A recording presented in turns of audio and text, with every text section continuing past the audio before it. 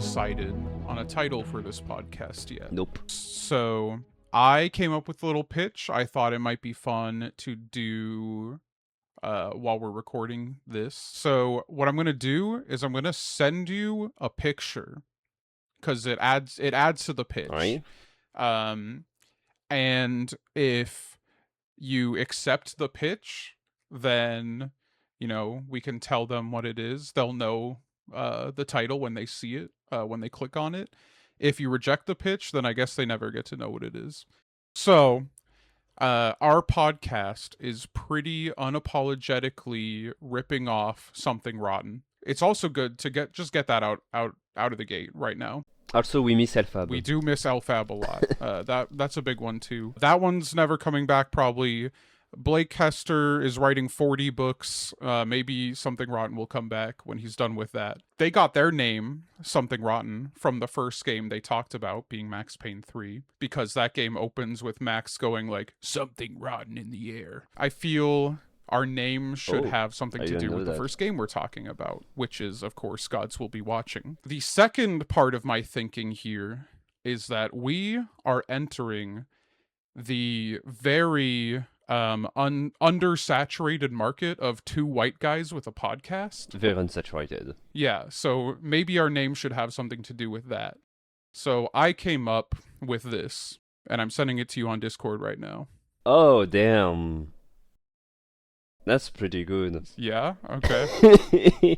I came up with a podcast name idea too, which is not too unlike your idea in terms of philosophy, which was like Untitled White Mostly Straight Dude Podcast. The mostly is important there for sure. But damn, guys will be talking. You know what? That's a good podcast name. Let's fucking go. We already got the thumbnail for it right here. So one thing that I definitely don't want to do, because it's one of my biggest like podcast pet peeves, is I never want to be, you know, within reason, I never want to be like, for the audio listeners, what I am looking at on screen is blank, because I feel like it's never once added anything. It's never like, when I've listened to the podcast, I've never been like glad that they explained what they were looking at to me. I'd rather them just not have a visual element if I'm supposed to be listening to it. Mm-hmm. But, you know, I'm the editor. If there's something visual, I'll put it on screen and maybe I'll add like a sound effect. But I don't want to like interrupt the flow of anything to be like, what I've done here is I've taken the title screen of Gods Will Be Watching and I've replaced the impact font title with one of my own. Well, just on you ended up doing it anyway. I know. It's a cruel fate that mirrors the one that we undergo in the game. Yeah. Damn. Nice transition. Are we getting the hang of this or what? Oh yeah. We came out swinging, all bangers immediately. Alright, just to give a little bit of context, as we said, Something Rotten, also missing Alphab, but also, in this case, I'm the one who suggested we played that game. I've played this game way back then, around 2015, if I'm not mistaken. I was a fucking teen by then, and I recommended Jacob here to play this game and to talk about it. I've already played this game. I've played it again for this podcast, and I'm glad I did. I guess we'll talk about the different things that I'm feeling about it as we go through the levels, but I wanted to get a temperature check on Jacob, your overall experience with the game. First off, that's another thing we definitely should have done, is introduce ourselves. I'm Jacob. I'm Victor. Damn. Absolute bangers all around. Oh yeah, we're killing it. Yeah, so this is the first time that I have ever played this game.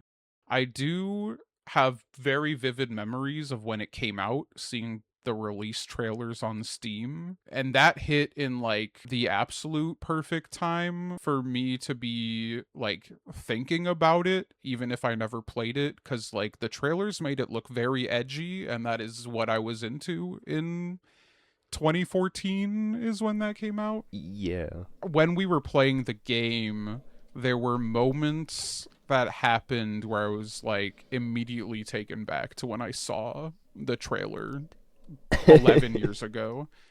uh and been like, oh, okay, so there's the context of that. Temperature check, I would say that I liked it. I have positive feelings about it. I also have a lot of conflicting feelings about it, Mm-hmm. but generally positive, glad I played it. Mm-hmm. I'll bring up something like Metal Gear Solid 2 as being a game that I don't think I had fun for more than like 10 minutes of that entire several hour campaign, but still really liked it and was really glad I played it. This isn't really that. I had fun plenty, but I have a lot of problems with the way I had to play the game in order to have fun. That being that I had to switch to easy mode with no randomness after trying the first chapter for straight up like 2 or 3 hours. Like literally almost being like, I'm sorry, I guess podcast is canceled because I can't fucking do this. So this me recommending this game is also me realizing that, damn, I've always been a fucking ADHD aided micromanaging freak, undiagnosed ADHD. But yeah, like I'm yeah, this game is all about managing risks and making decision and micromanaging a bunch of different stats to not get a fucking game over. How much trouble did you have getting through this whole game? The chapter I struggled on the most was chapter 4, when you're stranded on Synecos. I will get into the specific reason why later on. I beat every other level in original difficulty. It wasn't too much of a struggle. I gotta say, playing it on Steam Deck makes you handsy at some points because it's like if you miss something with the pad, you can just ruin your run in one single decision. Yeah. And unfortunately, there isn't a share save system implemented. I don't know why the Steam Cloud thing doesn't work, but I couldn't play it on PC. Oh, wow. This was most of my troubles actually. I didn't really struggle. Do you think that has something to do with the fact that you've done it before, so you kind of remember what to do? Or are you just a god? Both. Okay. Because looking up a lot of things about this game, particularly when I was super frustrated and deciding whether to just quit the game entirely or switch to easy mode, looking up some like tips, I saw a lot of people who had been writing guides for the game and were like, I still haven't beaten chapter 4. Like, you're good enough at the game to write these guides, but you still haven't beaten every chapter. That kind of sounds crazy to me. And also, like, if you got through the whole thing on original difficulty, that just sounds like god gamer status to me. You know what? Let's say we just get into chapter 1 first, unless you wanted to bring something up. I did think that the very opening of the game was really cool. I mean, it's an easy brownie points for me when you go right from the title screen into the intro scene, which is what happens here. I really liked that. We go from this sort of en media res conversation in front of the campfire between a bunch of characters. We obviously have no idea who they are or what their connection to each other is, but they name drop some key figures and groups that you kind of then know to look out for. Yeah, actually I wanted to ask you about this intro because I was kind of shocked of how, like, basically this intro puts out there what most of the game will be about, Yeah. which is this confrontation between Xenolifer and this group of people. And, you know, they mention big bad fascist empire and Xenolifer, an organization considered terrorists that fight for aliens right across the galaxy, which also introduces the fact that the game takes place in a sci-fi universe. What did you think? Because to me this seemed extremely brutal, but for you that, you know, it was you getting into the game. Yeah, I mean, the thing that jumped out at me is that despite the fact that I had all these memories of the trailer, I had no fucking idea this was a sci-fi game. I thought this was like a post-apocalypse kind of thing. I'm not surprised that you think that way for other reasons that we'll bring up. Actually, it's chapter 6, I think. But yeah. Yeah. So, you know, they're name dropping all these things. They name drop Xenolifer, and I'm like, what the fuck is that? first of all, I thought that was like the name of a person for some reason. Yeah, I mean, I thought it was really an effective way to just kind of hook you in and get you asking questions that the game will start answering as you play it. So, do you want to introduce chapter 1? Yeah. So chapter 1 is self-justified sacrifices. We transition to it as a. We kind of understand still with the intro that this is a flashback. Actually, no, it does a fade to black like a few weeks ago or something, Yeah. months ago. So flashback from this campfire talk of people. Still, one of the characters being mostly negative about the Xenolifer. And then a few months ago, we open on a hostage-taking situation where we play the hostage taker. Some blonde dude that's obviously the leader of the group introduces himself as Liam, an important character and that they are taking hostage these people, these researchers in this facility, for the sake of Xenolifer. And the character you play as is introduced as Abraham, and by play as I mean you see all of those characters on the screen in profile, and you can basically click on people to talk to them. And globally, this is a hostage situation, and the way it works is kind of how every chapters of this game will work. There is an objective. The objective is that Liam must be hacking into the facility and to extract some data. It will take some time. We will talk about time, the notion of time in this chapter.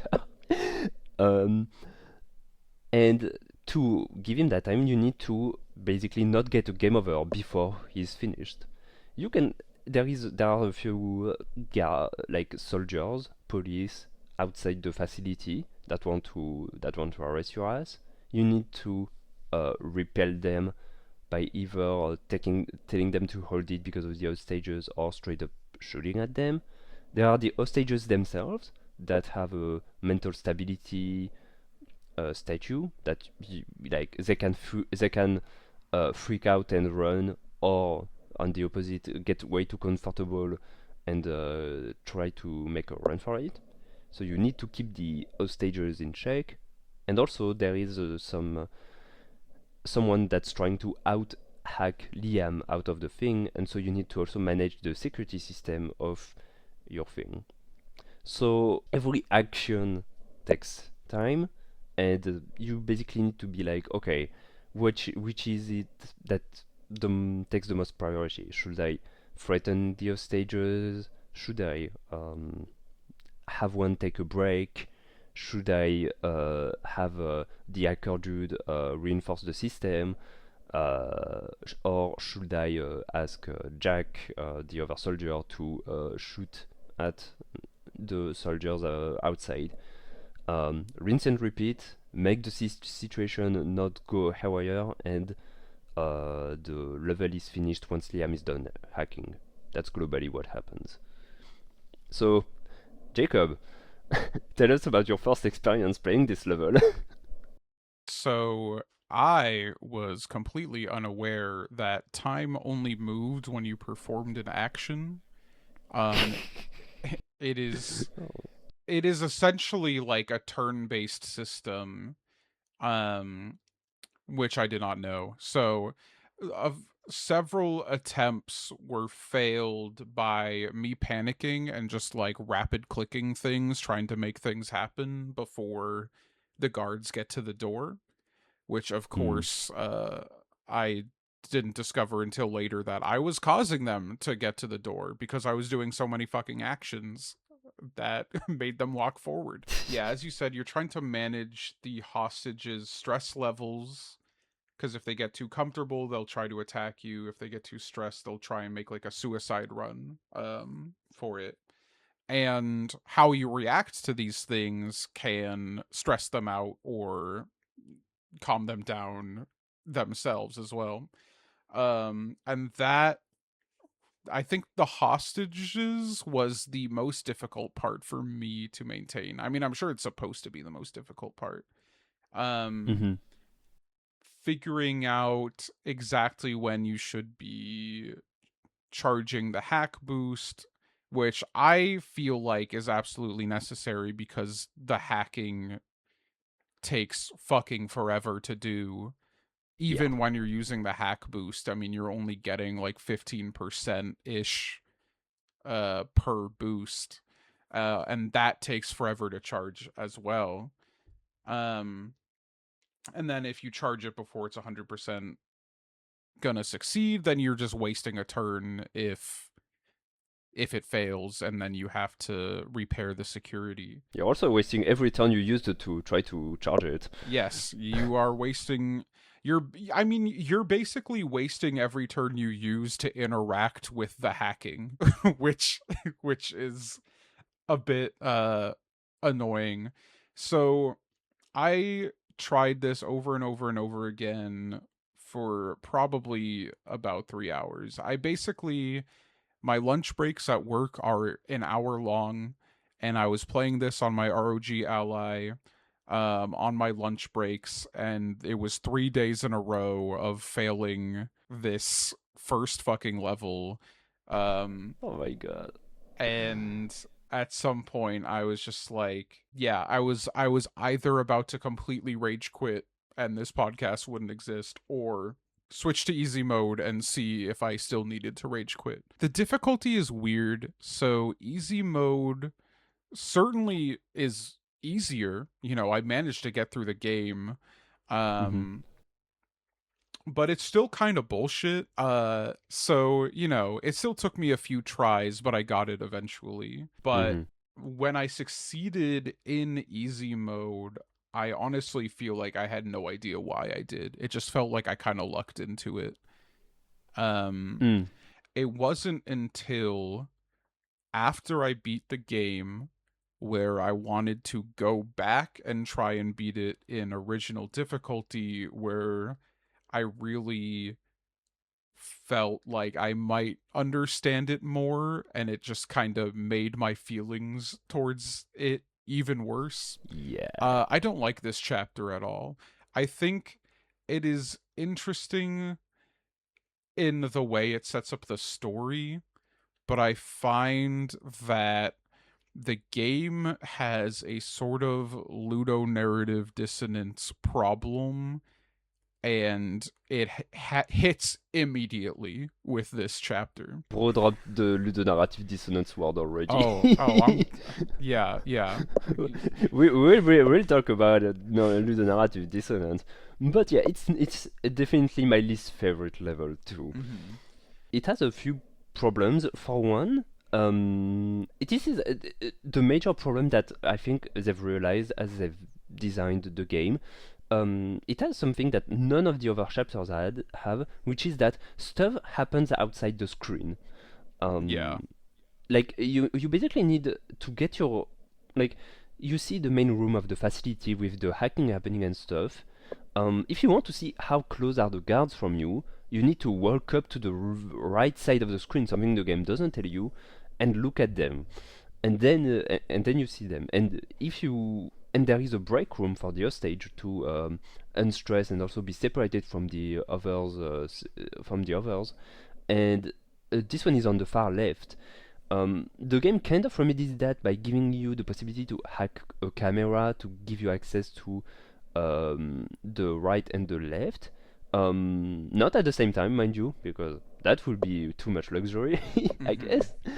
And yeah, it's just bad. It doesn't work for this kind of game, and every chapter after that, everything happens in the same screen, and there is nothing happening outside. Yeah, I wonder with the camera, cuz it gives you a free action to switch cameras. So I really do wonder why you wouldn't just have them both. I guess like it adds the fact that you need to remember to check the cameras to it, but I don't know. It should be I mean, first of all, the break room's a fucking scam. So you should never be sending anyone to the fucking break room. So you should never have the camera on the Wrong. break room. Whatever, God Uh, Gamer. It's a scam. It's okay, bullshit. why? Why is it you should never send someone to the break room?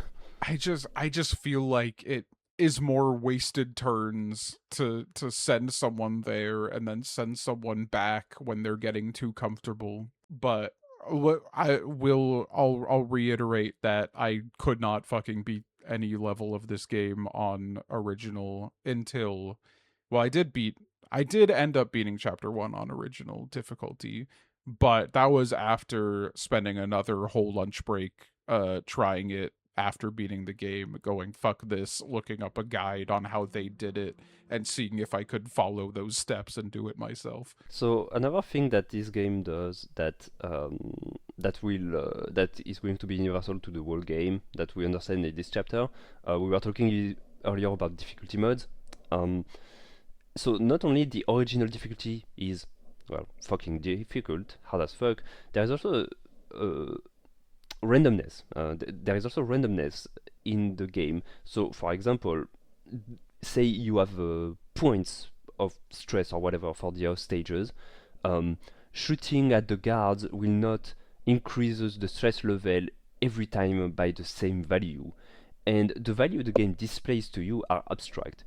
And sometimes there are no values at all. In the case of the hostages, it's just you look at the characters and you're like, oh, they're freaking out, or oh, they're getting comfortable. They do give some kind of helpful things where they change state of minds. They will, well, when they get to like extremes, they'll either be like, I need to run, or like he's not paying attention. Mhm. But yeah, other than that, you really just have to be watching their body language. And that's like this is also like this randomness in this point and click thing where you do turn by turn thing. It's like, well, try if you try and see it as a puzzle. Imagine if like sometimes when you try and do your puzzle Professor Layton thing, something random happens that doesn't happen when you try the puzzle again. Yeah, you'd get a little bit frustrated, wouldn't you? Yeah. And this is I think the biggest, like we will get into why it exists by design. There is a good reason it exists by design. I'm not against it, like I think it's an interesting decision, but there are ramifications with it that are not really well addressed. And for one of the main problems that we will talk about in the other chapters is the lack of clarity in terms of what does an action do and what can you learn from it. Yeah. For example, the break room. You said earlier, well, you should never ever use the break room. And yeah, sending someone to the break room takes time, and then they get really comfortable. It makes them unstress a lot, but then you also need to get them back. It takes time, right? The thing about the break room is that the way you need to use it's not about getting someone more comfortable. It's by isolating one of the hostages from the others, so that when you shoot at people, or if you shoot in the air or you kick someone, their stress level is the one in the restroom will not have their stress level go up while the others will. And one of the key to finishing this fucking level is to make the hostages mostly feel the same. Because if one of them is way too comfortable and the other is way too stressed, well, whenever you're going to take a stressful, like if you say you shoot at the guards or you shoot in the air, everyone will get stressed at the same time. And this is how you get a hostage making a run for it because they freak out or whatever. It's because you're trying to tense up one, and another will just fucking freak out. And this isn't like the game kind of expects you to fail and try again to figure out certain mechanics, but there isn't a learning thing going on. It's just sink or swim, and that's an issue. Like if you say if we are talking about roguelikes or whatever, there is always an effort for the game to try and, you know, oh, teach you stuff while making you lose. Here, none of that is happening, and admittedly, I guess on paper it's not too much of a problem because those levels are short, like those chapters are short. There is no checkpoint or whatever, but in practice, it makes for a very obscure game to understand. Yeah, but I feel like I don't know, I kind of feel a little differently. My big issue where I get to the ludonarrative dissonance thing is that this game, especially this level, is very clearly trying to hammer in the point that the theme of this game is that you have to make really hard decisions to make it through things. Um, it hammers it in when you fail, you enter a screen where it shows you all the decisions you made and it tells you your approach has been soft, your approach has been suicidal, your approach has been blank. Yeah. So you want to make the right balance of decisions where, you know, you don't want to act too morally because morals get you killed, but you don't want to act too amorally because if no one trusts you, you die. That is essentially the ongoing theme throughout the entire game. You interact with that balance, that dichotomy in every single level. The problem for me when it comes to trying to think about these characters in a moral sense is that you kind of jump the shark with this level of difficulty where these people stopped being people entirely and became lines of code that I needed to understand how to program. Mm-hmm. And I think every level falls into that pit trap to some degree. We'll get to later. Some levels I felt like were supposed to be very hard, had any hard choice I could have had to make stripped away from me by the nature of just the way the game works, but we'll get to that. With chapter 1 here, um by time I beat it in easy mode, it was definitely like, okay, I was just clicking things and I somehow managed to do it this time. The the way I beat it in original difficulty when I went back to it with the guidance of, I don't know, some guy on YouTube, I'll shout him out if I find the guide again, is that you find out the mechanical way it works is when you ask Jack, who is the one shooting, uh, or he's the one interfacing with the guards. When you ask Jack to negotiate with the guards, they stay in place for 3 turns. Whether you have the randomness on or not, that is always what will happen. They stay in place for 3 turns. So you ask Jack to negotiate with them, you count how many turns you're taking, you ask Jack to negotiate with them again. So you do this, you charge the hack boost, you repair the security, you do this so many times until people start getting stressed out. The second someone looks like they're ready to run, you trade them to the guards for medicine. You do this over and over again until you have one hostage left. And at this point, you do not care about their stress level. You shoot them in the leg, and they live for 6 turns before you have to heal them. So you basically just enter a loop of ask Jack to negotiate. I have 3 turns. The hostage is fine for the first half of the loop. Charge hack boost, repair security, charge hack boost, negotiate, charge hack boost, security, heal hostage, negotiate, shoot leg, so on and so on until you're just done. Yeah, this is so I was going to bring it up earlier, but like the problem I had also with this playthrough, I thought I was going to be, well, this is for the podcast thing, I don't care, and I've already played this game before. I'm going to be as ruthless as possible. I'm going to try and see how much shit the game lets me get away with. But that got a bit overtaken by the like there are achievements in this game. There are achievements for doing certain feats in certain chapters. So, for example, hey, you make it out of here with everyone alive, right? Mm-hmm. Because of this, I've realized that, um, I can. These chapters are beatable in theory if I don't do all the messed up stuff, so I'm going to try and do that. As soon as I've realized how I could beat those chapters without doing the emerald things, I've realized that well, I've never shot an hostage in the leg in to beat chapter one. I've never even used medicine. Mm-hmm. Um, I've traded an hostage once. Like basically, once I realized there was a way for me to do without the like messed up stuff the game is trying to make you do by putting you in stressful, hard situations, it kind of broke for me.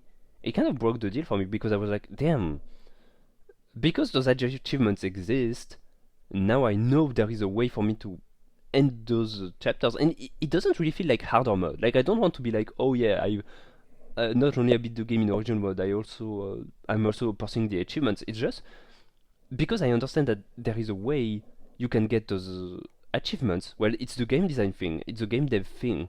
That means those game devs must have eventually figured a way out of a strategy to finish those games with those achievements. And once you know that's possible and you try to put your mind to it, well, it's not really that hard. And honestly, like the doing bad stuff in this game sometimes can be straight up detrimental, Mm-hmm. especially in the later chapters. So, like, I wanted the game to make me do messed up stuff to try and win. This is why I played it. I sticked with original difficulty, but it just ended up not happening. Like and that's a shame because something we didn't really bring up is that so the pixel art of this game is really impeccable, and Yeah. boy, when someone gets shot, it looks like it fucking hurts. Yeah, it's brutal. I mean, the this game with the first level definitely brought me to the same like state of mind as the Postal games. I don't know if you've ever played any of the Postal games. I've only played Postal 2. Um No, I haven't. but those games look on the surface as just like a psychopath murder simulator. And in a way, they are, but they do this kind of funny thing where the objective of the game is not to, stick a cat on your gun as a silencer and murder everybody in the town. What? The objectives of the game are just to, like, wait in line at the DMV and get people to sign your petitions. And it is so fucking annoying to achieve this task that you go postal and just kill everyone who isn't signing your petition. This definitely happened to me playing chapter 1 of this game, where there were points where I was like so many losses in that there was one guy who always seemed to be the most stressed out, and I would just shoot him in the face immediately upon starting the chapter. uh and those animations are, well, fucking disgusting for sure. I don't think there's anything else to bring up about chapter one. I think. I mean, I guess we can just say, like, when you beat it, when you finish the hacking, the guards break in, um, what's his name? Shaman gets away, and you and Jack get captured, Yeah, essentially, is what happens at the end of this chapter. right. Liam and Shaman get away. The hacking had been successful, but you and Jack get captured, and your character named Abraham tells Liam to make a run for it or whatever, and Mm-hmm. that's it. You get heroically captured.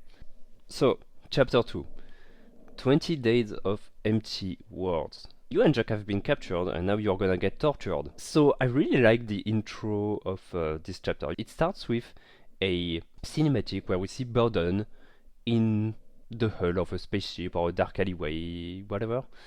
Making secret, having a secret conversation with some Everdusk organization, and the Everdusk is asking for a status report, and you learn that basically Abraham is actually named Burden, Kojima's name. Yeah. Ge- and that he is infiltrating Xenolifer for an infiltration named Everdusk, and that Everdusk basically wants to stop Xenolifer as a terrorist organization, and Burden is of two minds of it. He wants them to not go too crazy, but he sympathizes with their cause. And he asks that Everdusk guy to basically, trust me bro, I've got this. Hard cut to the torture room where Burden gets splashed by water by one of the torturers, Irvin. Burden and Jack are tied to a chair each, and they're back to one another. And there is a giant dude, muscly dude on Jack's side, and a blonde dude that talks a lot on Burden's side.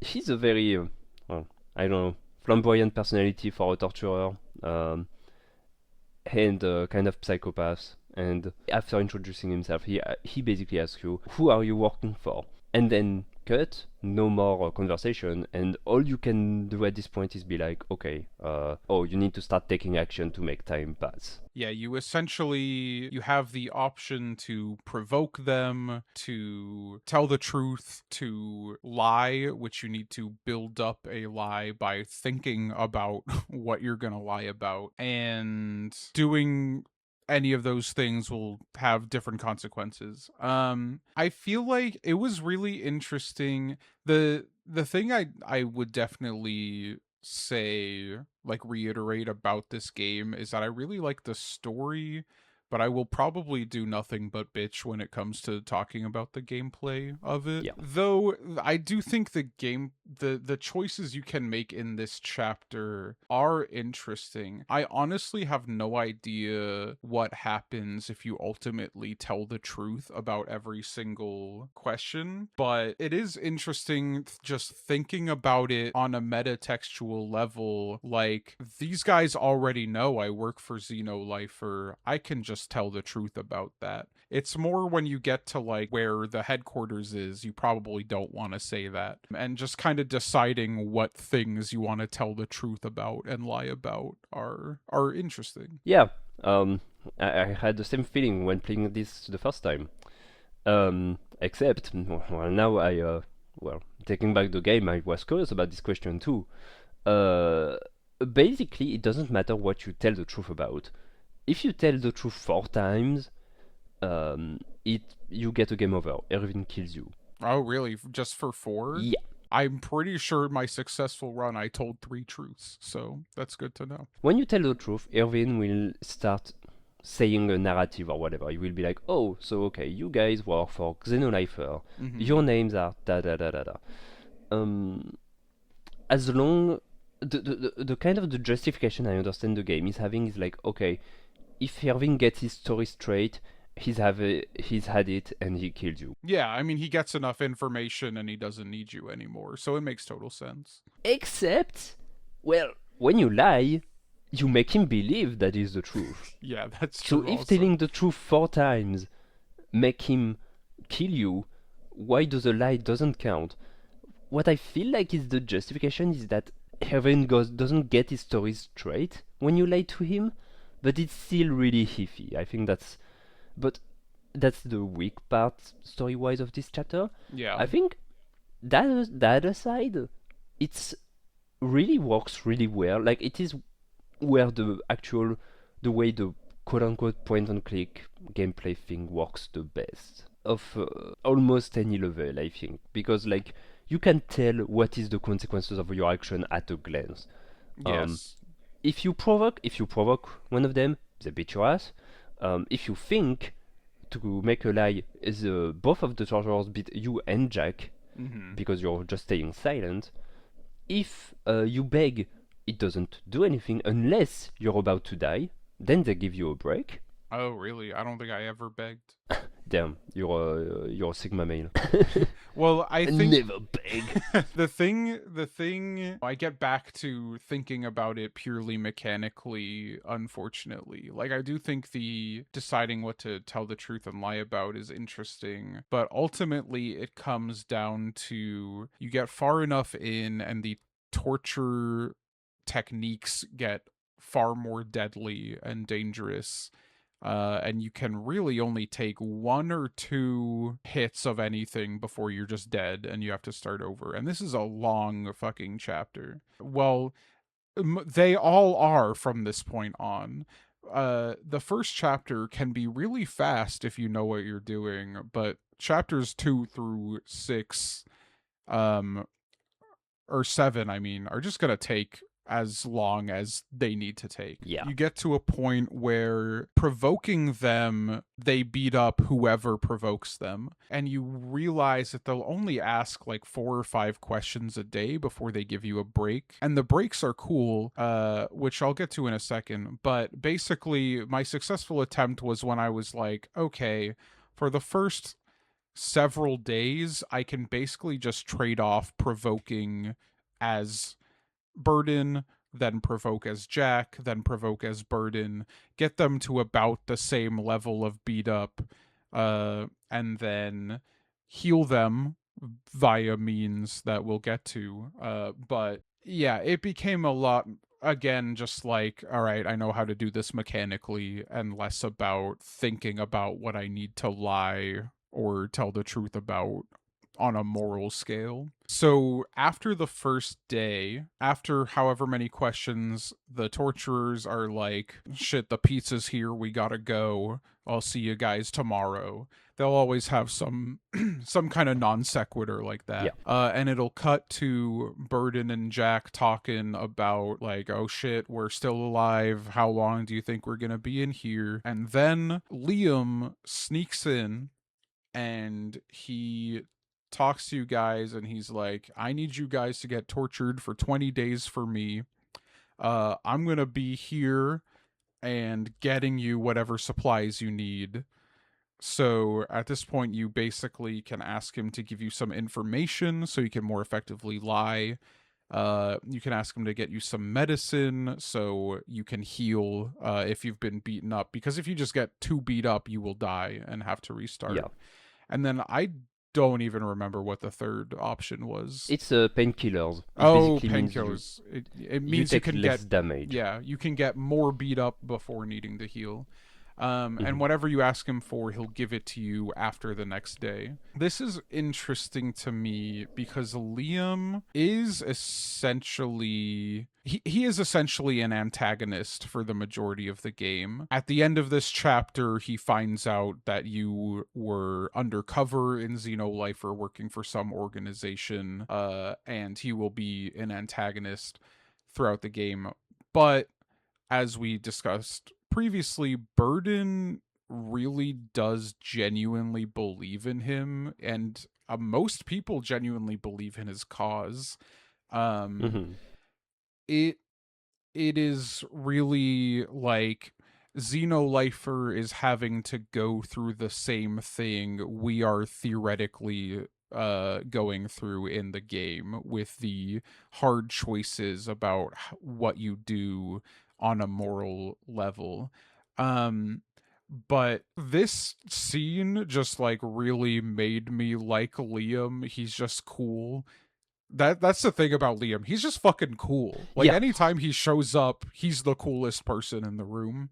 Which is just really interesting to me, as he is kind of the thematic ideal antagonist of the game. Also, I have no fucking idea why he would just hang out here. Xenolifer is a pretty big organization, and I don't know why he would care about Burden and Jack, but Well, here's the thing. This is, I think, so. I mean, I think you're right in that it doesn't make much sense.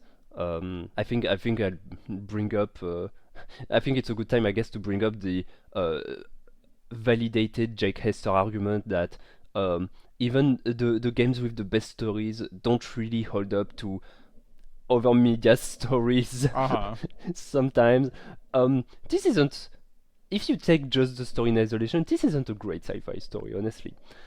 But it makes sense that they make Liam do that in the game because it makes you think that it basically makes you understand that he's not just a leader of the organization you're infiltrating. He's also a fucking guy that has a genuine heart in him, enough to basically personally sneak in to save some of his guys. Yeah, just these two guys. He's definitely, it's like he is that guy, and that is basically what you're being shown here for sure. Yeah, I really like his quips every time he comes see you. Yeah. There is so every time he comes to you, like he brings you the stuff, and the first thing he does, like he kneels to talk to you eye to eye level, and one of the quips he does is he doesn't even talk about any information or whatever. He just kneels and he goes like, "Burden, will you marry me?" And Burden replies, "Shut up and kiss me." Yeah. It's goated. That's really funny. Yeah, I think like going off of the not great sci-fi story point, it's really one of those games where you kind of find yourself surprised how much you care about the characters. This is definitely like a character driven kind of thing. I thought Burden was cool. I thought Liam was cool. I thought Shaman was cool. I thought Jack was really cool, and that's what got me through basically. Yeah, these are some strong characters. Like even if like surprisingly the or we validate our straight white dude energy podcast by saying burden or quote unquote main character gruffy white dude video game protagonist still isn't written like other gruffy white dude protagonist because there is actual like again it's not if you take just from a story perspective objectively it's not really it doesn't revolutionize anything but you don't see protagonists in games openly talk about their ideals and what they believe in and debate people. That doesn't happen a lot. And this game does it fairly well. Though I have certain issues with certain ideology stuff, but I think we'll talk about ideology in chapter 6 extensively. Yeah, I mean, I do think a thing that makes Burden stand out among the white military guy protagonists is his like empathy towards the cause and towards Liam. Like it is pretty clear, you know, I don't know if he necessarily wants Liam to get his way entirely, but he believes that Liam will come around, which is, I think, the interesting thing. There isn't much else story-wise to talk about in chapter 2. Um, there are some really rad moments. At some point, Irvin is like, alright, fuck it, Russian roulette time. And you do a Russian roulette. I and never made it to that, surprisingly. what? I don't know if it's because I was in easy mode, but I never got to Russian roulette. The most extreme the torturing ever got for me was literally like they were about to cut Jack's arm off and then the level ended. Jack, so Jack didn't get his arm chopped off? No, I Jack did not lose his Oh, arm. Jack lost his arm for me. Part of Sorry, Jack. part of what I was gonna get into, particularly with chapters 3 and 4, and why I got such an attachment to Jack, is he was the only character I never lost or really came into much harm under my supervision. So I just got really attached to Jack as just like he's the guy that stuck with me through this entire thing. He is the guy that sticks with you through the entire thing. Yeah, I mean, you know, for story reasons, he will stick to you no matter what, but I guess I don't know if he can even possibly die or lose limbs or whatever in any given mission, because it never happened for me. So here's the thing. It's another thing that I think is a bit of a shame because like I don't think so. So okay, this game had to have difficulty levels. Not only that, but like have puzzle difficulty levels or whatever. Mm-hmm. And it's honestly, I I don't think it's because of like oh they wanted people to play the story even though they wanted to do meta stuff with game design stuff with their original difficulty. There is some missed potential here because if the game was a bit less bullshit with its randomness and spent more time like making you not only learn stuff but also actively tell you that make you like go oh I am supposed to lose and redo this level again by for example making the level restarts faster and not making you go through the cinematics or whatever, which it does handle better in the later chapters. But if there had been more care for that, I think that genuinely you could have had a game that was kinda tough, but that everyone would play on the same difficulty and have the same-ish some like some same-ish experience, and more importantly, make you do more messed up stuff and still win and like see the cool stuff happen. Because here's the thing: if Jack gets his arm chopped off, he gets a cyber arm later on. If he What? dies in the torture room, which he can, especially if you get to the fucking wall. Did you take the wall in the torture? Yeah, I Burden was on the wall, and I thought two times in a row, and he got ripped in fucking half, and I genuinely like audibly gasped when that happened. Yep. Because And I was like, oh, he's stretching me. Like, I can probably get stretched like 3 or 4 times before anything happens. But no, 2 times stretched, ripped in half, dead, start over. I was shook. well, Jack can get on the wall, and so if Jack dies in the chapter 2, he shows up again in chapter 3. But Mhm. there is some glitch effect around him when he shows up first. Yeah, And so I did not see that until the start of chapter 4. okay, okay, that's interesting. Yeah, you would have people who start dying in chapter 3. I got Yeah. lucky; I didn't have to. I didn't lose a person in chapter 3. I lost the dog, but but we'll get to that. Oh, Marvin. So chapter 2 ends with before the 20. So Liam asks you to survive 20 days of torture.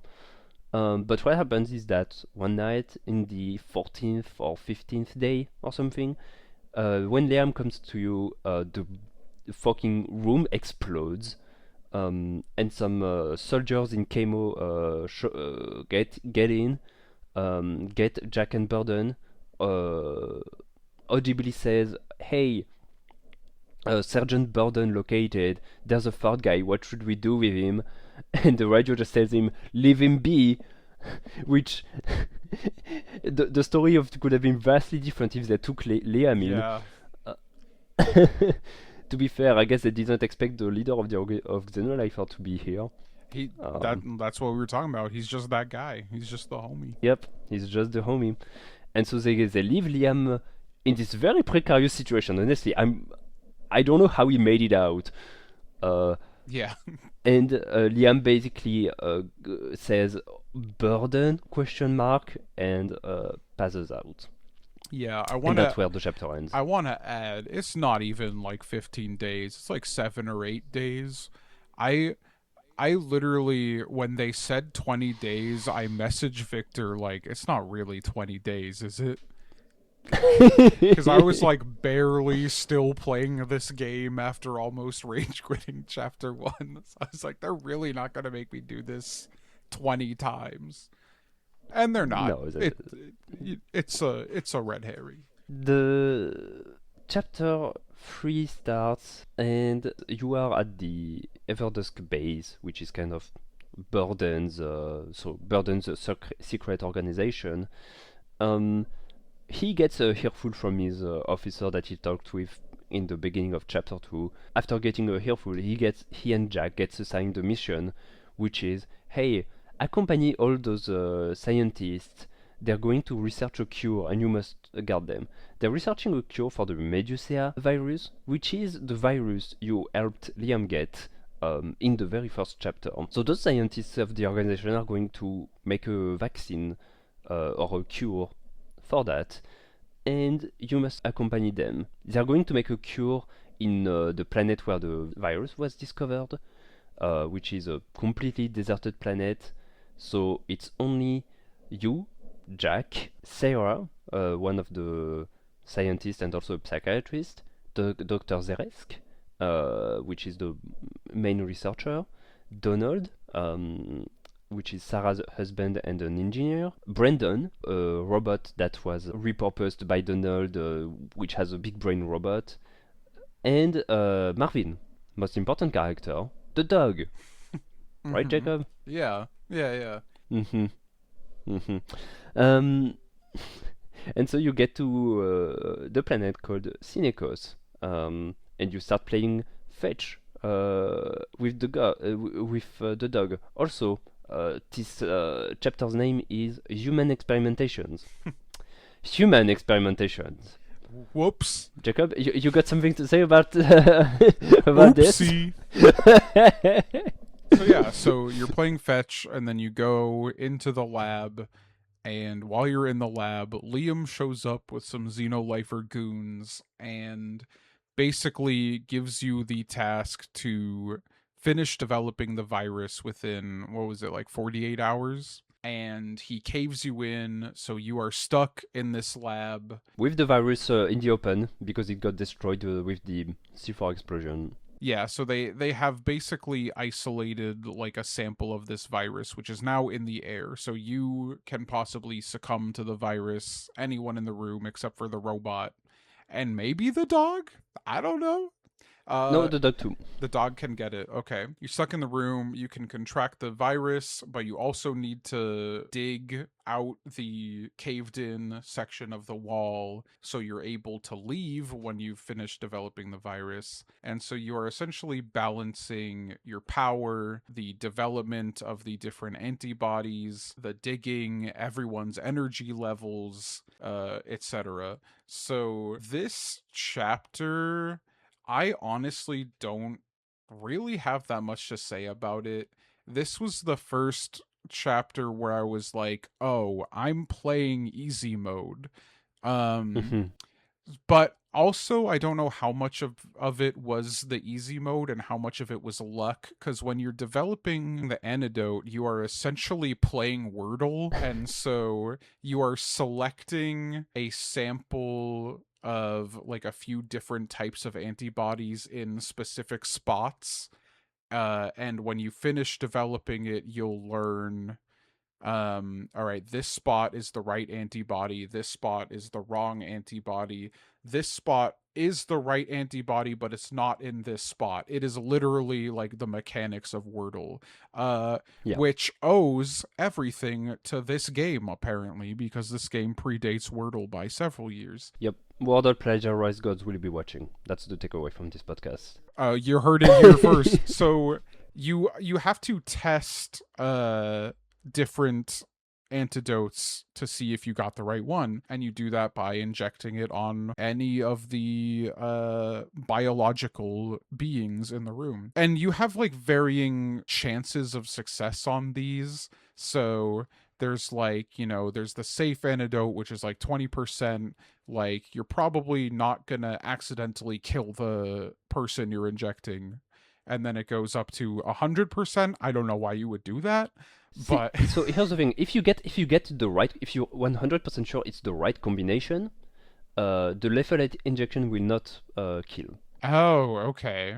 So is that just for the achievement then? No, here's the thing: even when you say you get like A is the right component, B is the right component but is not in the wrong place, and C is the right component but is in the wrong place, then you know that it's ACB and not ABC. Yeah. But you still need to make it, and you still need to inject someone with it to get the cure.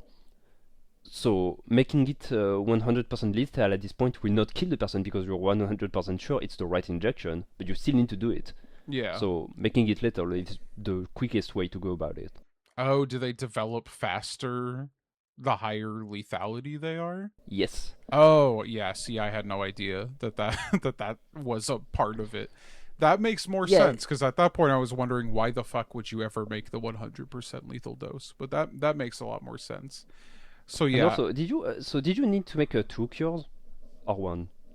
I made 3 because the first one I made killed Marvin. I injected him with it, and it was like all wrong. The second one I made, I got like the perfect Wordle thing where it was like I don't even remember how many antibodies you put in. If it's 5, then like it was 3 green, 2 yellow. So it's like, okay, fucking obviously I know exactly what this compound is. So I made that, put it in Jack, I think, cuz he's the homie.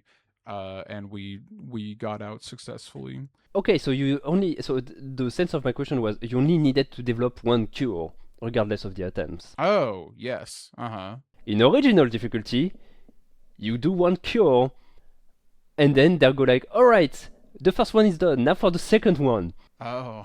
and it has one more compound of complexity. Oh, okay. So yeah, I was definitely Yeah, playing this in is easy mode then. Yeah. Okay. damn. It's a shame that they put it out of the easy mode because it's a really great story moment of you going, fuck, Uh-huh. because Jesus Christ, it's already took so much effort to make the first one. Now you need to make a second one. The second one, and the justification for it is also really cool. Is that the Medusa virus acts on both the brain and the body, and this is why Sarah, psychiatrist, is here in the first place. Is because it's her specialty. Mm. So you need to make one cure for each. Um, and yeah, this level is definitely a struggle. It's long in original difficulty. I guess something that I found interesting in it. It's the first time Brandon comes up as a mechanic. So basically, Brandon is the justification for why you can now have stats on your screen of how much, what's Yeah. the state of each of your members, so that now you don't need to judge by the eyes. Thank God. It's interesting because you first you start the level, you bond with Marvin, you bond with the dog, and then here comes the time for making experimentations, and you need to inject people to try and find the vaccine. And well, one of the first you're going to try it on is Marvin because he's Because he's a dog. yeah, and that's fucked up.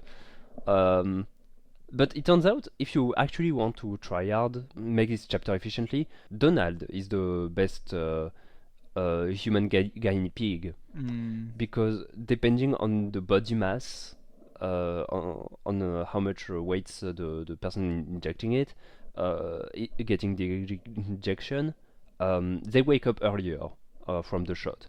While Marvin takes like forever to wake up. Yeah, he took forever to die, but it took fucking forever. Not the dog. And yeah, you gameplay wise, it's an interesting chapter, but it's I can't honestly. At this point, I was like, okay, I'm getting the intended experience from the original difficulty, and even if I'm quote unquote god gamer, I can't really. The only justification I have for the original difficulty is to get those cool moments that are being taken out of the easy mode. It feels like, for example, they took out the Russian roulette part of the easy mode of the torture thing, and I think that's a shame because they're great sections of you being like, oh shit, how much should I take my chances here? One out of 6 chances isn't too bad. Yeah. Well, I don't know if it was taken out or if it's just like the mechanics of it, because I'm pretty sure the torture evolves based on how many questions have been asked, not based on how many days have passed. I think. But also, you said 15 days. Maybe you're right for original difficulty.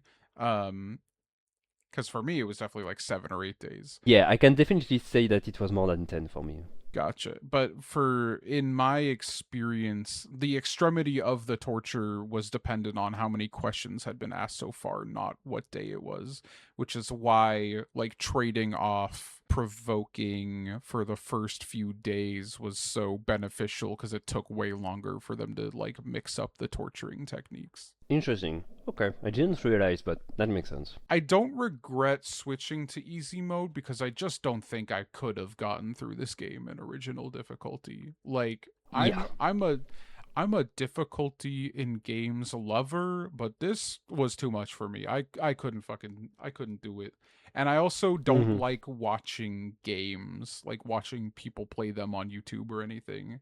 So it was basically like easy mode or bust for me. Yeah, I think easy mode is a better experience than original, than watching people play original, honestly. But I definitely felt like I wasn't getting the whole intended experience. But also, Mm. I didn't really want the whole intended experience. So, Yeah, like what are you gonna do? yeah, it's yeah. Honestly, I don't think I I hope you got most of the interesting stuff from chapter 6. I don't think there's a reason why easy mode would prevent you from getting the good stuff from chapter 6.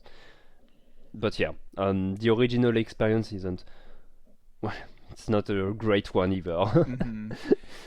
Yeah, um, let's just move on to chapter 4, yeah? yeah, Like, I think we said everything about chapter 3. yeah. So, chapter 3, it ends. Liam comes back, and he takes the cure that you made, and is basically like, all right, bye.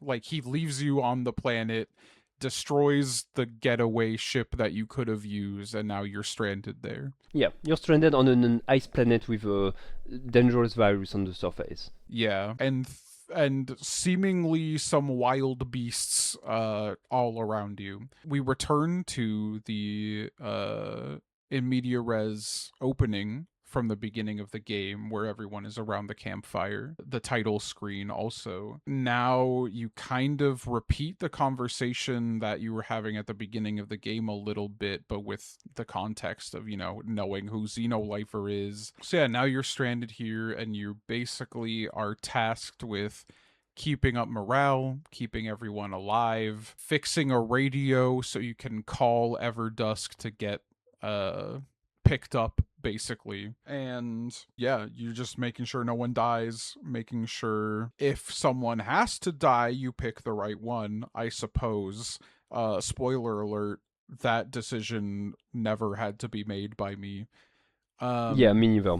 okay. The stress level is such an important thing. I've never found a good reason to shoot anyone. So that's funny. So the for me it was like the opposite. They got so stressed out that everyone but Jack, Marvin, and Brandon left because I'm assuming Jack, Brandon, and Marvin can't get stressed out and leave. And this happened within the first couple days for me. The thing I did want to point out was, why is Marvin here? For me, he died, and he was having that glitching effect. So that stood out to me. I actually wrote, because I was taking notes. I wrote in my notes, Marvin was glitching sometimes, which I'm assuming is because he had died, but I'm not sure yet. So that definitely stood out to me immediately, and I think this is one of those things where the nature of games and stories in games. This is one of the things that really worked for me with this story. Is we find out why, despite him having died, he is here, but we find that out much later on. Yeah, for me, it was like this like chapter 3 was already oh I'm in easy mode. This one was even easier, and I'm sure a lot of that had to do with the easy mode, but also when 3 people leave, you really don't have to worry about the resources nearly as much. So I was like never struggling with food, never struggling with spears. You only get to do so many things in a given day. So I was basically like repairing the radio until it got too dark and Brandon went to sleep, and then hunting, like sending Jack to hunt and sending Marvin to hunt, or like making Jack get firewood and craft spears and whatever. And I was basically just waiting it out until it was done. Yeah, that sounds like a lot fucking easier because chapter 4 was to me the fucking hardest. Yeah. So here's my experience with chapter 4. At some point, very I was like 5 days off from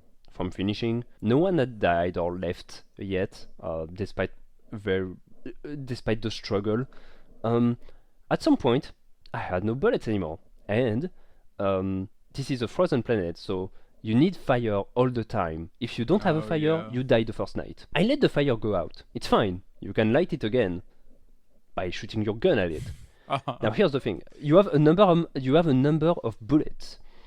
These bullets are in a crate that are behind Jack. Jack, which has a rifle.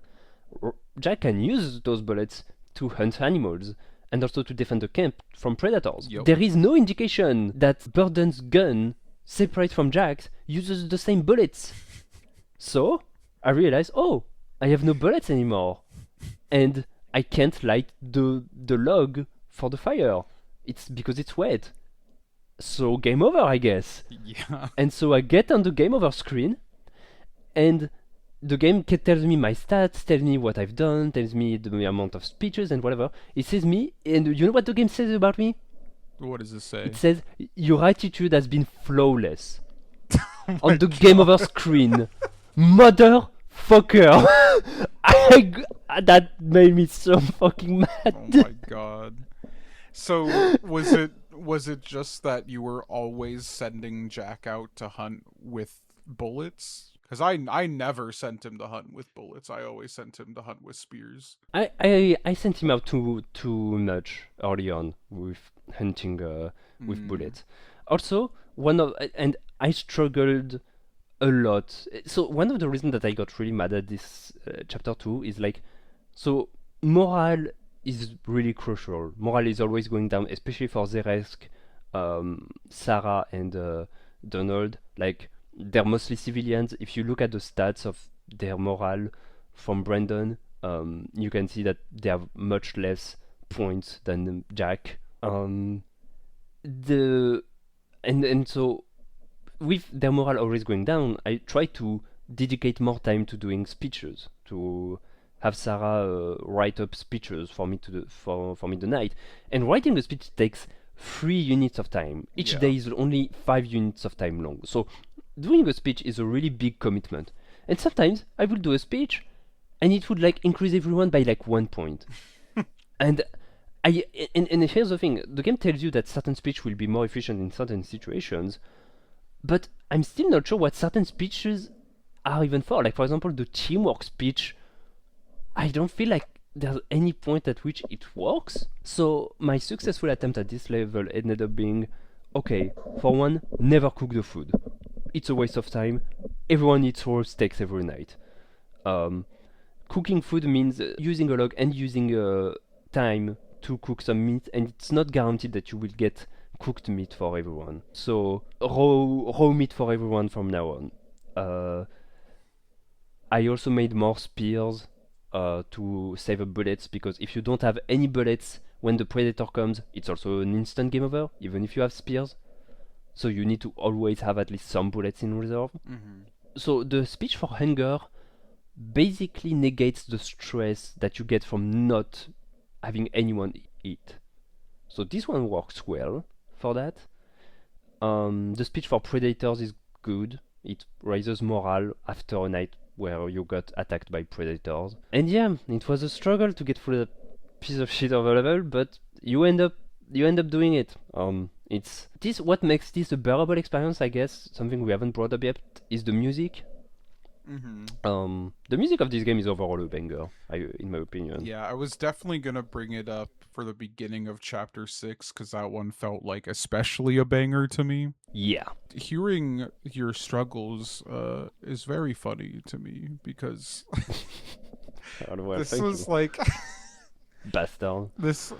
Yeah, because it just like I never even thought about the raw meat or cooking the meat or whatever. So I lost everyone from fucking Everdusk, aside from Burden and Jack immediately because I was like, humans can survive a few days without food. So I literally just chose not to feed them one night and they all fucking left in the same night. Oof. Uh I was like, "Oh, okay." I mean, Should have prepared a speech for hunger. I was in the middle of preparing a speech for hunger. Uh but it takes don't you have doesn't it take like 2 days to write a speech?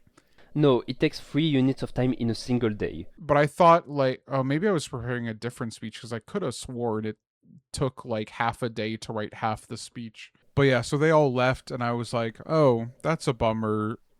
I'm probably failing this run, but I guess I'll see like how long I can get through it." But no, just having less people to feed made it way fucking easier because Jack and Marvin are chilling. Brandon doesn't need to eat. I I still don't know why Burden doesn't need to eat. Uh Maybe I just missed that explanation, but that is a very interesting thing about Burden is that like throughout this game you are essentially like just commanding Burden to command people to do things that he seemingly never has to do himself, and I don't really know why. Maybe I mean, I have questions about it. I have my theories about it and we'll get to it when, the other reveals that would lead to those theories come. But that's an interesting aspect of it cuz I for a lot of days I was counting Burden in like the all right, we have this many meats left. This is how many I'm going to use. And then it took me like a few days to realize like, oh, Burden's not eating any of these. What's up Yeah. with that? He's a Sigma male. Yeah, That's true. He's eating from the sun, don't you hear? Just the sun is plenty nourishing. it's true. Photosynthesis. Ugh. Yeah, I have my own theories, I guess, about Borden. In this case, the way I interpreted it at first was like, oh, well, Holly does get the wood. He doesn't hunt or anything. Maybe he's just like him and Jack didn't eat anything when they got tortured. So maybe the justification is like, oh well, Jack needs to eat to hunt, but Burden can just put himself through that That or makes whatever. sense. Yeah. That kind of makes sense, but there are other reasons that we could bring up later on. So you end up the level, you end up fixing the radio. The Everdesk picks you up. I think that's the end of the chapter, and then it's the introduction of chapter 5, right? Yeah, so you go to chapter 5 and you are sitting at a table with everyone from Everdusk. And this time, whoever died is there and they're having the glitch effect. But this time, Burden says something like, "Huh? I thought they were dead." And Hmm. so with Marvin, I was just like, okay, I guess because you can just play each chapter, maybe they didn't consider who may have died if they continue on. But with this one, it was like, oh, okay, I guess they're doing something with this, but I don't know what it is yet. Yeah, it's it's funny that you got those special dialogues, um, and I thought I was trying when I started playing this game to get through those dialogues to be as ruthless as possible. But man, chapter 4, I was struggling so much with morale. I was never like, I should shoot someone. But I Hmm. guess you don't need to worry about that if they live on their own. I mean, I wouldn't have shot any of them, but I didn't have to make that choice at any point because they couldn't handle one night of not eating. This will come up again in chapter 5, actually. Oh, it certainly will. The beginning of chapter 5, you back to the base of Everdusk, and again your advisor, which by the way, we never like we said an advisor put burden to this mission or whatever, but it's always a machine. It's always text coming from a machine. Mm-hmm. We don't know who this advisor person is. Again, the advisor is saying, "Hey, shit's fucked up. We need to stop Xenolifer right now." Burden's like, "What the fuck are they going to do?" And the advisor is like, "Genocide." So the reason Xenolifer was interested in the Medusa virus is because it only affects mammals, and what they're going to do is that there is this big planet from the Federation, not the Holistic Empire this time, I'm sure. This big planet from the Federation that has an insane human to slave ratio, and by slave we mean alien slaves. So alien slavery is a thing. Human slavery isn't. This is why Xenolifer exists. It's a revolutionary group that wants to make all forms of life equal. An interesting thing to note is that throughout all this game, we don't see any of those aliens as characters. And this is also why I understand why when you saw the pitch of the game, the trailer or whatever, you thought it was a post-apocalyptic world. Is because you don't. The only sci-fi elements are the ships and stuff, and we never see the aliens that Xenolifer fights for. Burden is like, no, this is not the Xenolifer I believe in. This is wrong because basically the pitch of the planet is like, well, you have all this basically insane slavery culture planet. We're going to put the Medusa virus out there, and Xenolifer is like, okay, Federation, abolish alien slavery right now, or the 4 billions of humans on this planet are going to die, but not the aliens. So Burden decides to do a suicide mission of literally propelling himself towards the Xenolifer's spaceship to stop them from genociding this planet. Oh yeah, and he does say something like, well, the Federation will never accept. The only way to prevent this tragedy is for me, myself, to get there on a suicide mission alone. Well, not alone, with Brandon. And so he gets shot out in space, and before arriving to the Xenolifer's ship, we get a flashback. And this flashback of Burden alone in the desert with a cape. I mean, not a cape, more like a coat? How would you call it? Like a cloak, I guess? Oh yeah, a cloak.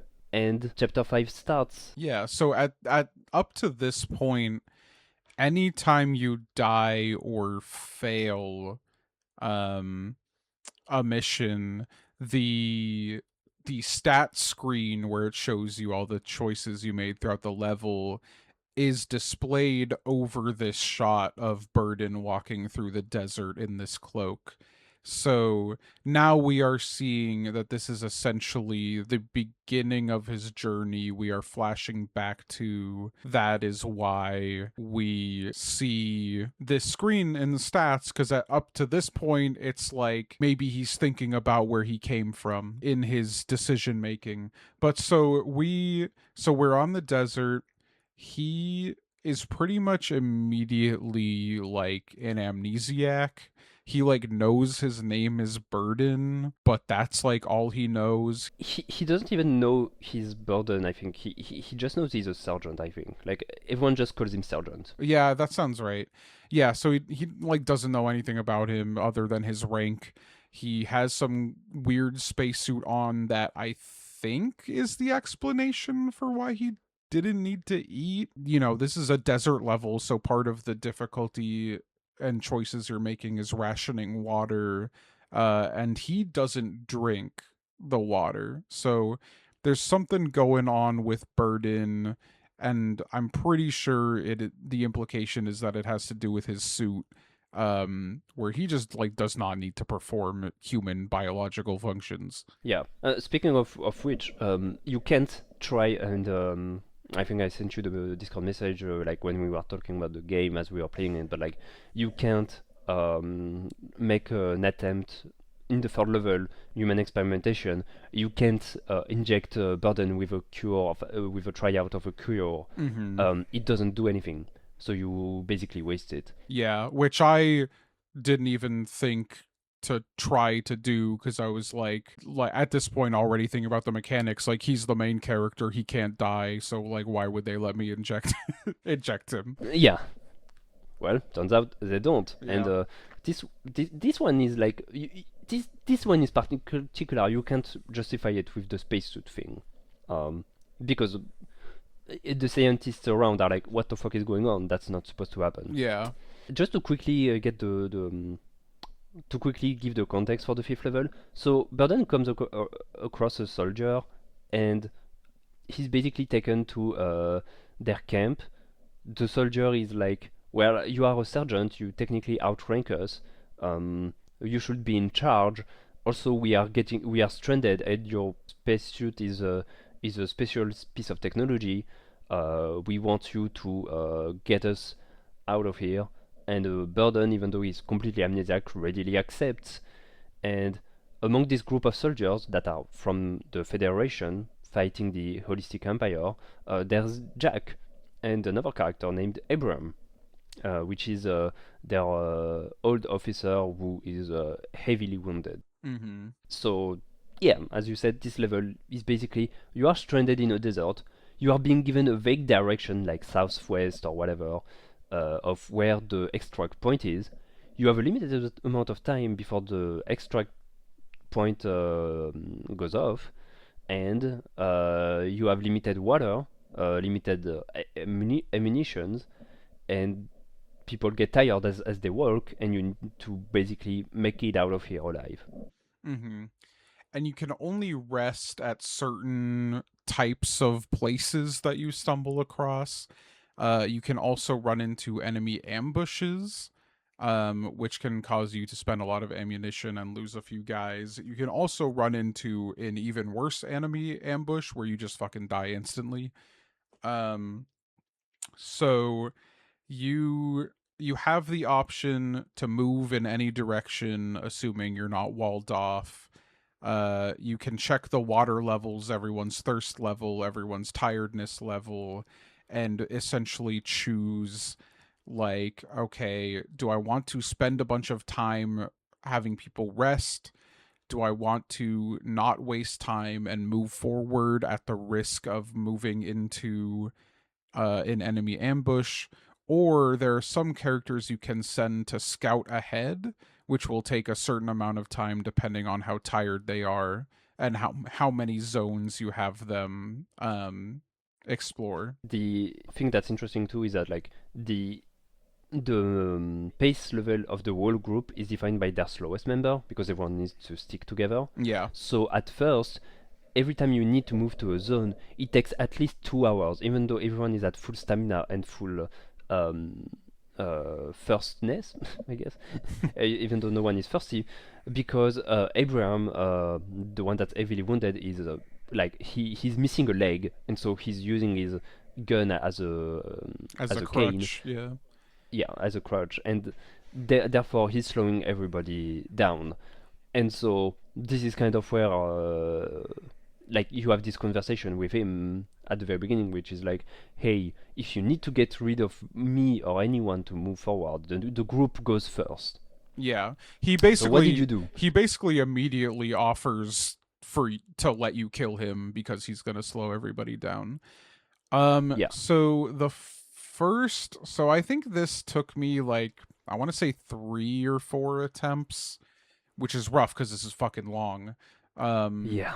but the very first attempt, the first time I rested, he shoots himself. Damn, the first time you rested. Yeah, the first time I rested, he shoots himself, and he's basically just like, I was slowing everyone down. I'm killing myself.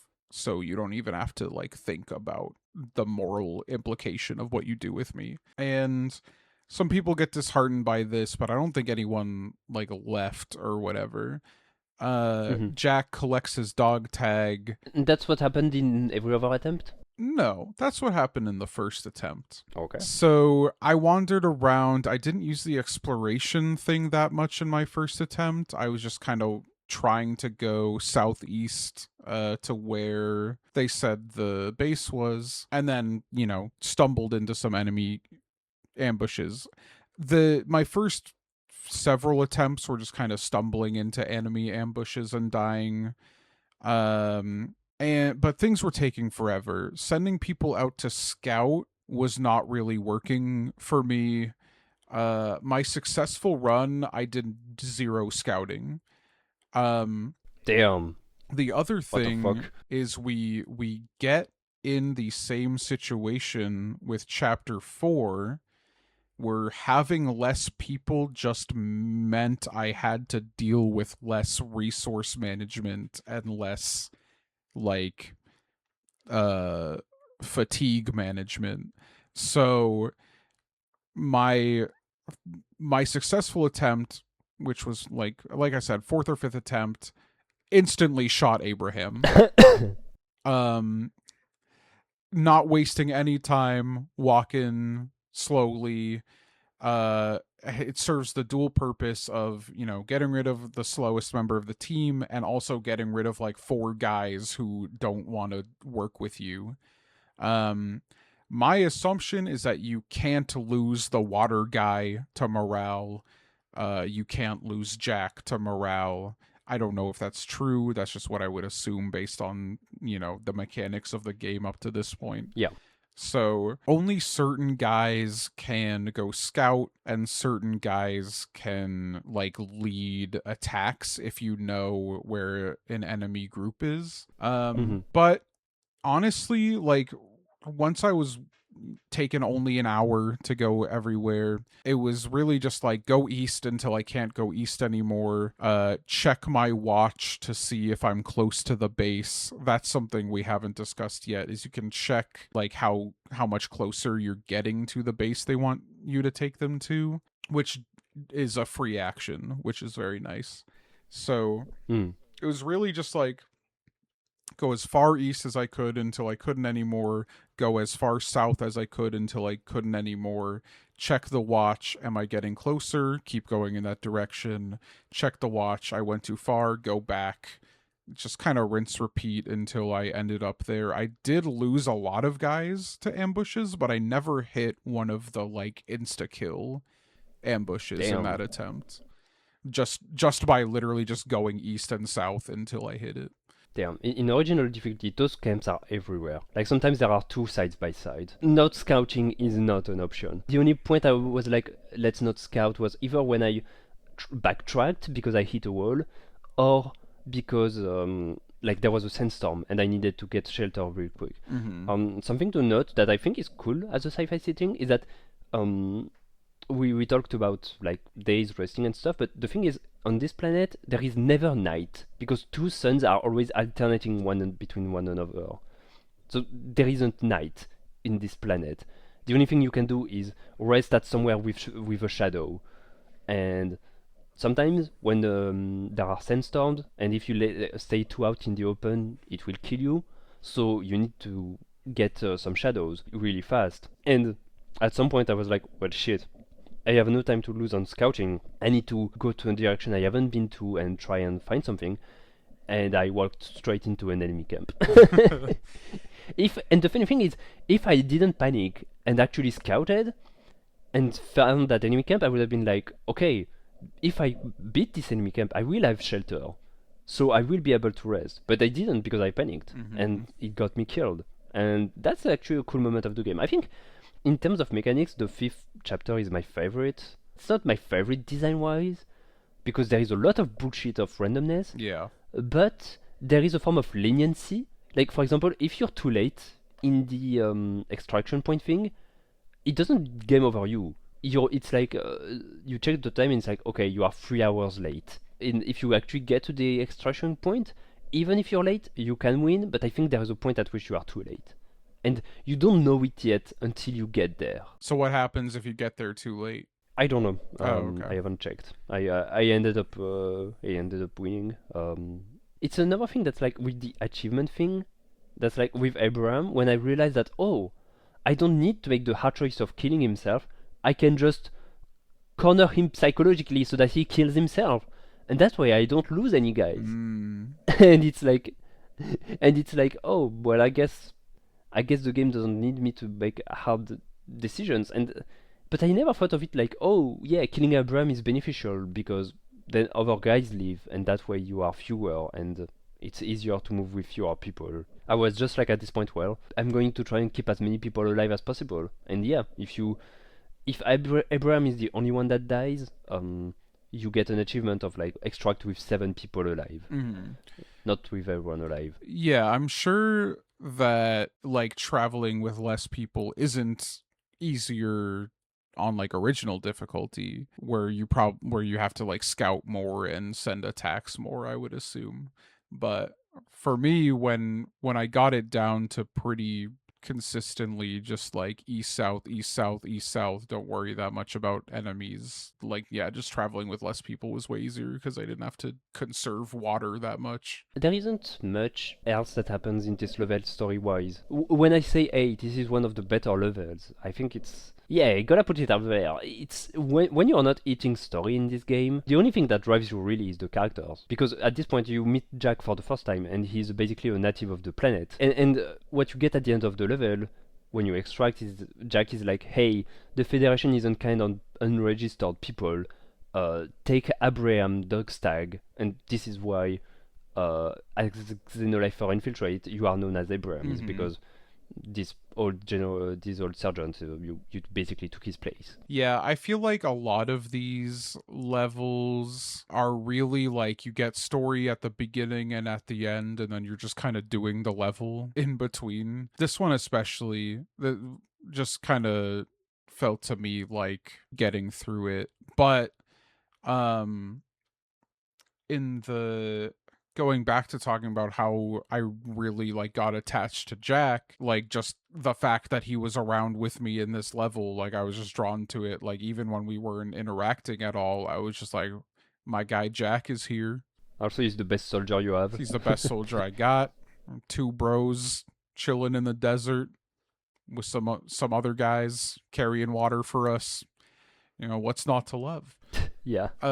This was really where I started thinking about the game I would really love to do next, that being Lisa the Painful, because I really felt my strong connection to Jack was built on the mechanics of the game even more so than the characterization given to him, because like he's had plenty of characterization, but not that much more than your average video game loyal companion, at this point at least. But just by the nature of him being the one that was always surviving the level, the one that was always with me, I got really attached. And that is something that Lisa really excels at, where most of the companion characters have literally zero actual story impact, but you find yourself getting so attached to them because of their like mechanical benefit to you and how they change the way you play the game. So I'm gonna be, you know, pushing pretty hard for us to start that next, for more reasons that we'll talk about later. But this was really like, I'm always searching to scratch the Lisa itch, and so when Jack was giving me Lisa feelings, it just made me, you know, connect to him more. That's great. The point at which you really bond, I really started bonding with the characters, like, was chapter 3, because of just how much, like, you have all this group of people that are like stuck in a cave for 48 hours with a virus out. Okay, let's try and survive this, and everyone starts doing stuff and also get tired and stuff, and it's like, I want Donald to make it out alive, even though he's a nerd. Even though he's just a nerd. I want Sarah and Dr. Zenes to make it out alive. I like Dr. Zenes' mustache. I think I like Sarah overall, but I like her much more in the DLC chapter. Yeah. It's funny, I've never really thought of this game as like character driven, but in terms of motivation, honestly, when I think back of me when I was 15, like, I can't remember really having an effect with the characters, and I don't know if I was driven unconsciously, or if really just the edgy concept of making fucked up choices. Because I remember as a teen, the first thing I did was shoot Abraham in the face when he told me that was the hard choice to make. Uh-huh. This is, there is a lot to unpack here, but this is all for. It really feels like the chapter 6 is where the meat of the conversation is going to be at, because this is the chapter that I still think about to this day after having played this game, and how what it does change to me, especially in the later years. Thinking back on it and me being like, damn, I want to talk about this shit on the podcast. I know this game didn't do well and will never be talked about. I want to talk about this. This is why we did. Well, this is kind of the idea of this podcast, I guess. Yeah. This was the first episode of the Guys Will Be Talking podcast. Let's fucking go.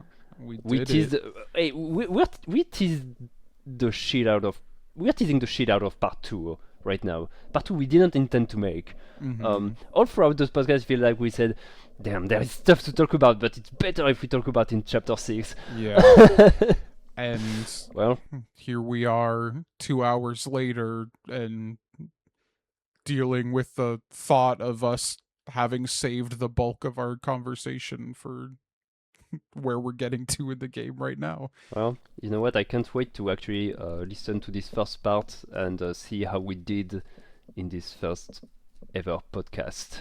This premiere. We killed it. Instant classic, for sure. Yep, absolutely. Won't cringe at the sound of my own voice. That's not gonna happen. No, not at all. No, that never happens to me, for sure. What? Okay, actually, something to do, I guess, to talk about before we close this up. How we feeling about this first podcast recording experience as first timers and as like this is, I feel like it's interesting to talk about it openly once the deed is done. Yeah. Even record it. Something I want to bring up first. I didn't think recording a podcast was this tiring. Oh, it's exhausting. Yeah. Yeah. Jesus Christ. Like it feels like when we are playing together and we rant about stuff and whatever, it doesn't take as much energy. But here, it feels like there is also a dedication to not keeping things on track, but trying to like keep in mind we're trying to present something we're trying to present a game and whatever, and we're also trying to keep a level of energy up. Yeah. And that alone, god damn, I didn't expect it to be this tiring. There's also the factor where like when we're ranting we kind of interrupt each other, but like I've definitely been sitting here like holding my breath while you get your points across, which like is weird because it's kind of both like a nice resting point for me, but also like making sure I hit the response like as on time as possible. Like same. It's like, oh, okay, time to rest, but don't rest. Yeah. Don't get to sleep. Sleep with one eye and 2 ears open, for sure. Yeah. I'm definitely also like kind of dreading editing it, even though like I'm still looking forward to it also. It's just editing is very time consuming. Is there anything else we wanted to talk about? Just to remind potential listeners to tune in to hear more Guys Will Be Talking, because they will. Fuck. Guys will be talking. We never stop. Until next time, we ramble into your ears, listeners, and absolutely nail every single transition and rant and whatever between us. Yeah. Bye. Bye.